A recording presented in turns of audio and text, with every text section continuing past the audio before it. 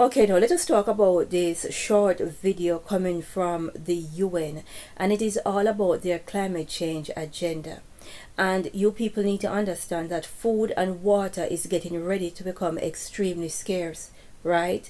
No, especially for people who live in wealthy countries that take things for granted and think it is always going to be there and everything is going to be okay. No, they've got to find an excuse to tell the sheeple, hence climate change. No, we will also get a tsunami that will destroy the West. No, pay attention to what this dinosaur has to say.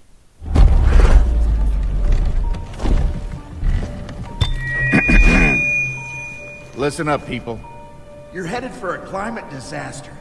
And yet every year, governments spend hundreds of billions of public funds on fossil fuel subsidies. Imagine if we had spent hundreds of billions per year subsidizing giant meteors. That's what you're doing right now. Around the world, people are living in poverty. Don't you think helping them would make more sense than, I don't know, paying for the demise of your entire species? You've got a huge opportunity right now as you rebuild your economies and bounce back from this pandemic. So here's my wild idea. Don't choose extinction. Save your species before it's too late. It's time for you humans to stop making excuses and start making changes. Thank you.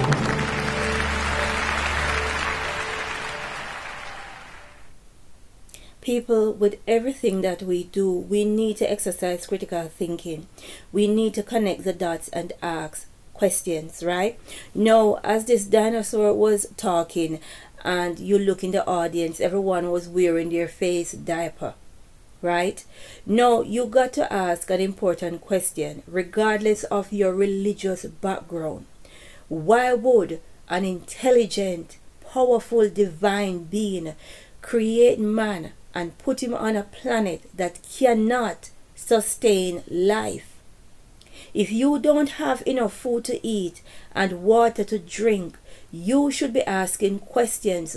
Where is the water? Why can't we grow enough food? What is going on? A divine, loving entity is not going to create man and leave him on a rock that cannot sustain life. It makes no sense. Now, this talking dinosaur says quite a few interesting things. And one of the things that he said is, don't choose extinction. Save your species before it's too late. No, the irony of that. Because they are busy trying to get rid of humanity right under our nose, right? And they're doing it from a DNA level. No, another thing that the entity, the dinosaur, was talking about is people around the world living in poverty, and that they should be looking to help these people instead of paying for the demise of an entire species, right? These people can look to give the entire planet the Nephilim seed, but they do not have enough resources to help people in poverty. Understand the times that we're living in. No. Why I find this clip very interesting with the talking dinosaur that they like to tell you was unheard billions upon billions of years ago. You need to understand that these creatures were on earth during the time of the prophets. Yes. Right? Now I'll be reading from the Apocrypha, and I'll be reading a book known as The History of Bel and the Dragon. I'm reading the Authorized King James Version, right?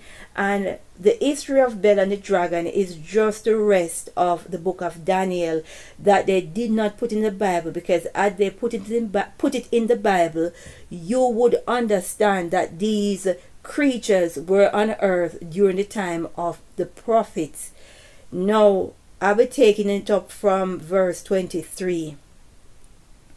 And in that same place there was a great dragon, which they of Babylon worshipped.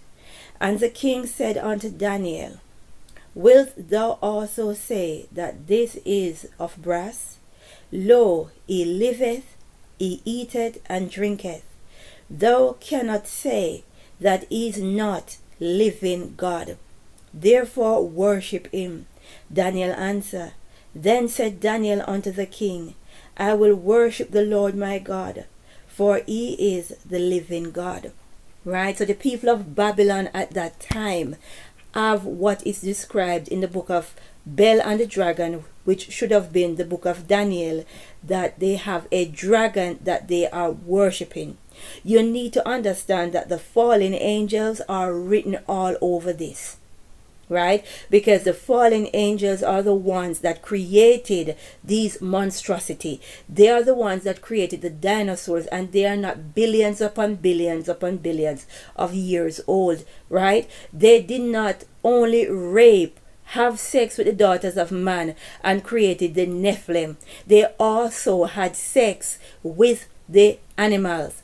Everything that walks, crawls, swims, or flies, they were having sex with them. So when you see the destruction and the wrath of the Most High, He's not being petty, right? These fallen ones didn't just had relation with man, right?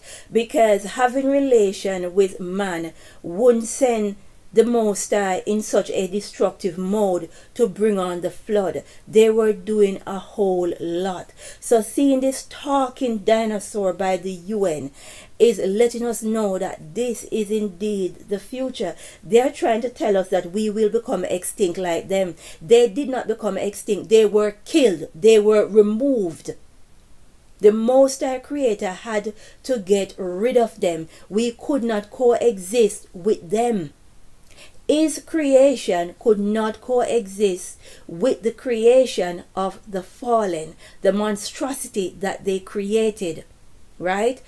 Man back in those times were hiding in caves.